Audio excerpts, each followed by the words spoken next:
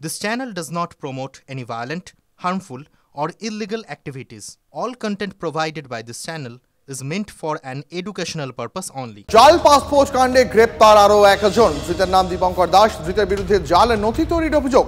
দীপঙ্কর দাসকে নিয়ে হরিদেবপুরে তল্লাশি তদন্তকারীদের।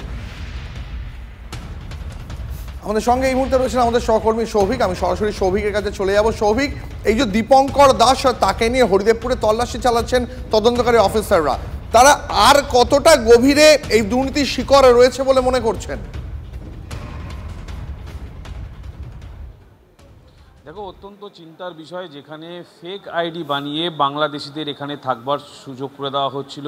এইরকমই 5 জনকে কিন্তু ইতিমধ্যেই কলকাতা পুলিশ অ্যারেস্ট করে এবং এই দীপঙ্কর দাসকে গতকাল রাত্রিবেলায় বেহালা বেচারাম চ্যাটার্জি রোড, যেটা পর্ণশ্রী থানার অন্তর্গত, তার বাড়ি থেকে কিন্তু অ্যারেস্ট করে এবং হরিদেবপুরের একটা জায়গায় কিন্তু তল্লাশি করে সেখান থেকে বেশ কিছু নথি পায়। পাশাপাশি যেটা সূত্র মারফত জানা যাচ্ছে, প্রায় 250টা মতো কিন্তু ফেক আইডি ইতিমধ্যেই তৈরি করা হয়েছে।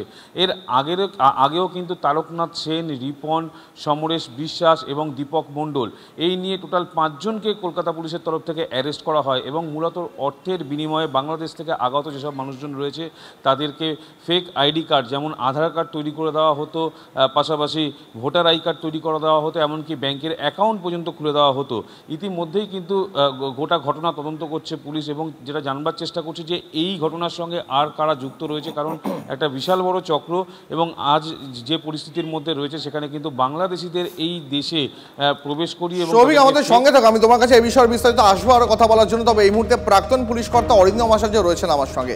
স্যার, একটা পাসপোর্ট পেতে গেলে একটা সাধারণ মানুষের যদি একটা পাসপোর্টের দরকার হয় তাহলে পুলিশ ভেরিফিকেশন হয়, তারপর তার বাড়িতে পাসপোর্ট আসে, কিন্তু এখানে কিভাবে এই পাসপোর্ট চক্রটা কাজ করতে বলে আপনার মনে হচ্ছে যে বাংলাদেশ থেকে মানে মানুষ আসছেন এবং টাকার বিনিময়ে পাসপোর্ট পেয়ে যাচ্ছেন এখানে?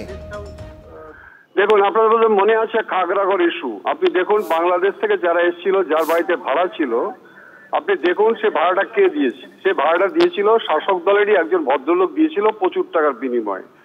নিয়ম হচ্ছে গিয়ে কাউকে যদি ভাড়া দিতে হয় তাহলে তার সিএ ভেরিফাই করে, পুলিশ স্টেশনে জানায়। এই যে যারা আসছে সেইখান থেকে আমরা জানতে পেরেছি, সেই সময় জানতে পেরেছি যে আমরা কিভাবে এখানে ঢুকে যাচ্ছে। এখন আপনি যে প্রশ্নটা করছেন, গত পরশুদিন দেখলাম ক্যালকাটা পুলিশ কমিশনে অত্যন্ত একটা কনস্ট্রাকটিভ অ্যাডভাইস দিয়েছে যে আজকে বসে থাকলে হবে না, ভেরিফিকেশন করতে হবে, বাড়ি গিয়ে যে অ্যাড্রেস গুলো দিচ্ছে সেখানে গিয়ে। কিন্তু প্রশ্নটা একটু অন্য জায়গায় আপনি মনে রাখবেন। পুলিশ ভেরিফিকেশন যেটা হয়, পাসপোর্ট যখন হয়, সেই সাব ইন্সপেক্টর যখন দায়িত্ব পায়, ওয়াচার কনস্টেবল থাকে, ওয়াচার কনস্টেবল তাকে দেওয়া হয় এবং সিরিয়াস যে সমস্ত ঘটনাগুলো তার পরবর্তীকালে সাব ইন্সপেক্টররা নিজে ভিসা যে নামগুলো দেয়, তার বাড়ি অ্যাড্রেস সমস্ত কিছু দেখে যদি 100% শিওর হয় তাহলে কিন্তু তার ইস্যু হয়, আদারওয়াইজ হবে না। এখন আপনি বলতে চাচ্ছেন যে এই যে ক্যালকাটা পুলিশ আজকে ধরছে, এটা এখন তো ধরা পড়েছে, কিন্তু আপনি হোল ওয়েস্ট বেঙ্গলের কথাটা চিন্তা করুন। যদি ক্যালকাটা পুলিশ আজকে বলে থাকে, এই নির্দেশটা দিয়ে থাকে। মিস্টার আচার্য, আমরা তো কয়েকদিন আগে গুলশান কলোনিও দেখেছি, সেখানেও দেখেছি যে আধার কার্ড জাল হচ্ছে, প্যান কার্ড জাল হচ্ছে, এবার পাসপোর্ট। তার মানে এই জাল নথি খুব সহজেই কলকাতায় তৈরি করা যায় বা রাজ্যে তৈরি করা যায়? আরে শুনুন, আপনাকে বলবো, এই যে কল সেন্টার গুলো হয়েছে, ডিজিটাল এমন ভাবে বেরিয়ে গেছে যে আপনি ইজিলি এটা বের করতে পারবেন। আর যারা করছে তাদের তো আরো উন্নত প্রযুক্তি, কিন্তু প্রশ্ন হচ্ছে যে আজকে সিএ ভেরিফাই না হলে ম্যাডাম কখনো পাসপোর্ট ইস্যু হয় না। এখানে শস্যের মধ্যে ভূত রয়েছে, আমি আপনাকে স্পষ্ট কথা বলে দিচ্ছি। যদি তা না হয় তাহলে এইভাবে জাল বিস্তার করতে পারে না। কতজনকে ধরবে?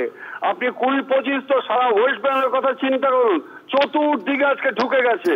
অতএব এই ক্ষেত্রে আমার মনে হচ্ছে প্রত্যেক থানাতে যদি ইনস্ট্রাকশন দিলে হবে না, দেখতে হবে যে প্রত্যেক থানায় আজকে তাদের সাথে ক্ষমতাটা কতটুকু, ইনফ্রাস্ট্রাকচারটা কতটুকু আছে। বুঝতে পেরেছি।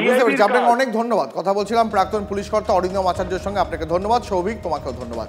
তবে এই জাল পাসপোর্ট চক্র নিয়ে বিরোধীরা কি বলছে সিপিএম শোনাবো আপনাদের। পাশাপাশি শাসক দলের মুখপাত্র তিনি কি প্রতিক্রিয়া দিয়েছেন সেটাও শোনাবো।